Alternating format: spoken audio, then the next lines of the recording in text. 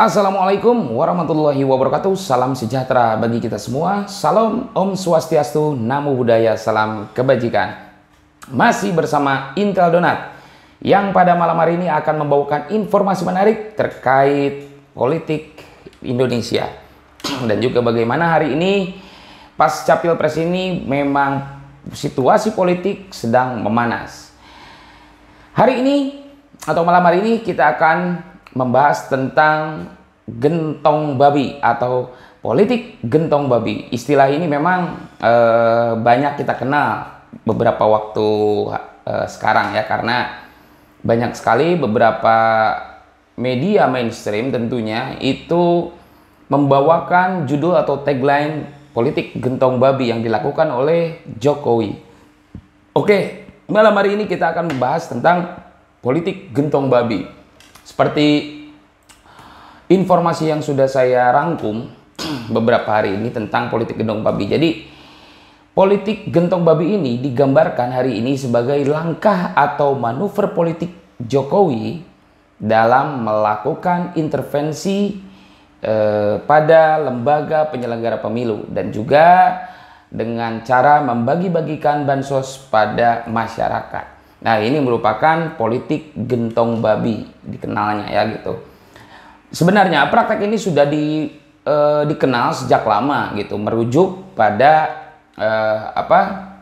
praktik masa perbudakan di Amerika Serikat gitu. Jadi ini praktik masa perbudakan di Amerika Serikat dulu ya, dulu. Nah, waktu itu penguasa di beberapa wilayah di negara bagian Amerika Serikat sebelum menjadi Amerika Serikat, dulu masih di bawah koloni Inggris. Jadi si penguasa waktu itu membagi-bagikan daging babi asin yang diawetkan dalam sebuah gentong kayu, tong kayu gitu kan. Nah, ketika para politisi atau penguasa politik di sana membagi-bagikan daging babi yang sudah diawetkan itu banyak sekali buruh atau budak-budak di sana berkerumun sampai kacau posisinya, lalu juga meminta-minta untuk diberikan daging babi yang sudah diawetkan itu. Nah, istilah tersebut juga untuk menggambarkan tradisi politik atau sistem politik di Amerika Serikat dulu, mengacu pada pengeluaran yang dilakukan oleh politisi pada konstituen atau pendukungnya sebagai bentuk imbalan atas dukungan yang diberikan kepada para politisi itu gitu. Lalu juga kalau melihat terminologinya, pertama kali diperkenalkan oleh saya mengutip dari John A. Fairjohn untuk menggambarkan fenomena di Kongres Amerika Serikat. Para wakil rakyat mendorong penggunaan anggaran publik, ya kalau di sini berarti APBN ya. Jadi mendorong penggunaan anggaran publik itu untuk kepentingan politiknya saja. Nah, ini kan mirip-mirip dengan yang ada di Indonesia hari ini.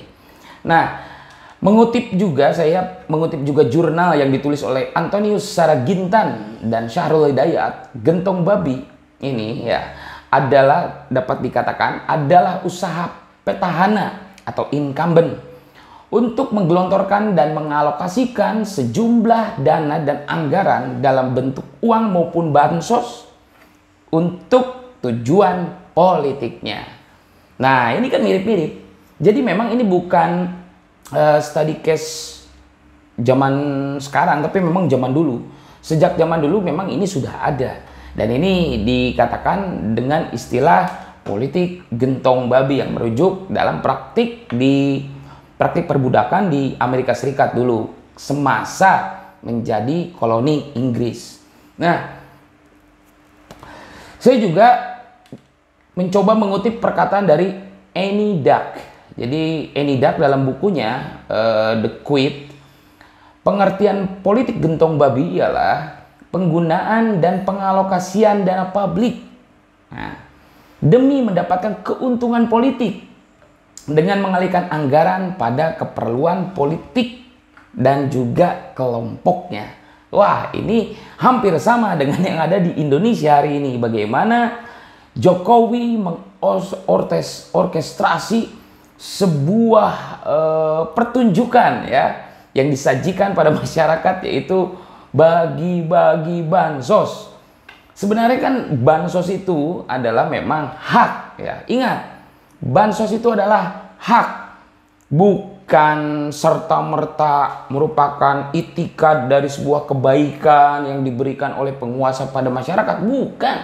Bukan dari kantong pribadinya, bukan dari harta pribadinya, tapi itu adalah hak masyarakat yang didapatkan dari perolehan pajak yang masyarakat itu sendiri bayar pada negara.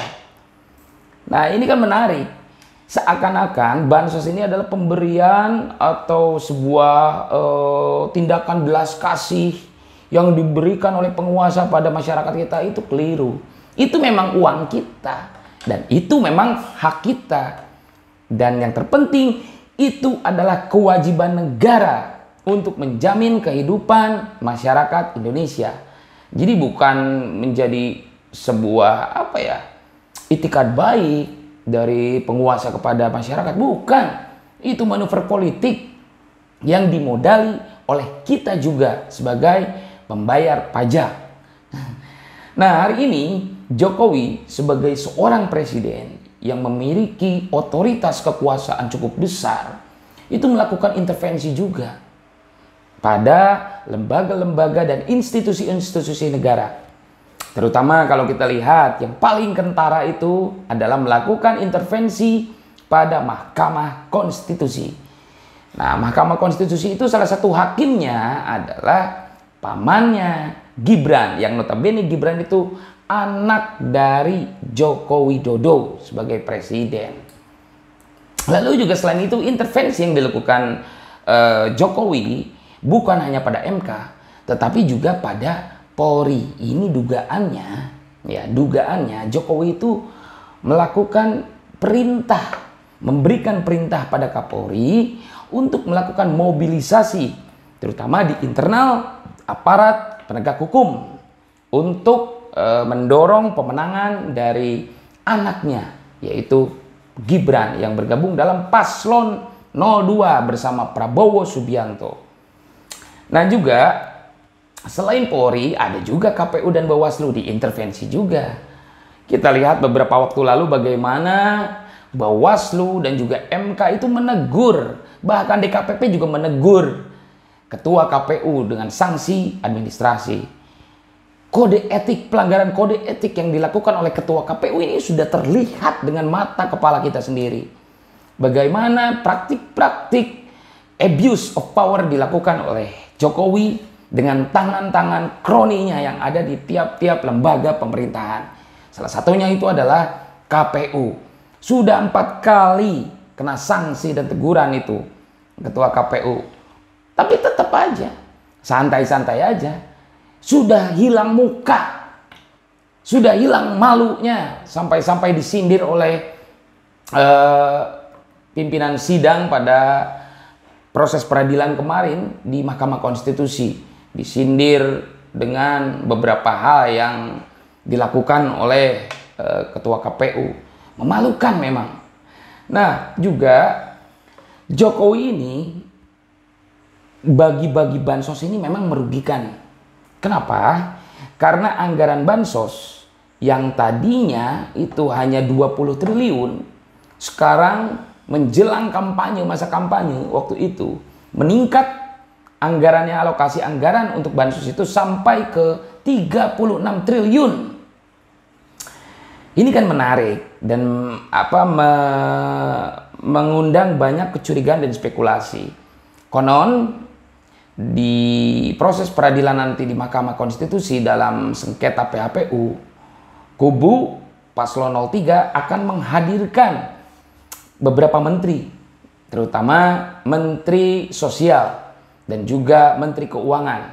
Kemungkinan yang akan ditanyakan oleh hakim adalah bagaimana anggaran tersebut dikelola dan untuk apa.